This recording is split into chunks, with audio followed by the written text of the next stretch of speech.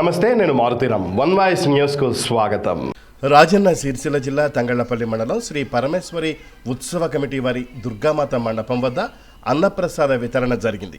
శ్రీ పరమేశ్వరీదేవి ఉత్సవ కమిటీ తంగళ్లపల్లి వారి ఆధ్వర్యంలో ఏర్పాటు చేసిన దుర్గామాత మండపం వద్ద శరన్నవరాత్రి ఉత్సవాలలో భాగంగా గర్రెపల్లి వెంకన్న వర్ష దంపతుల ఆధ్వర్యంలో అన్నప్రసాద వితరణ కార్యక్రమం ఏర్పాటు చేశారు.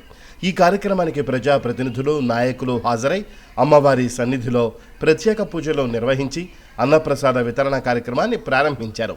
ఈ కార్యక్రమానికి హాజరైన నాయకులను, ప్రజాప్రతినిధులను నిర్వాహకులు గర్రెపల్లి వెంకన్న దంపతులు శాలువాలతో సత్కరించారు.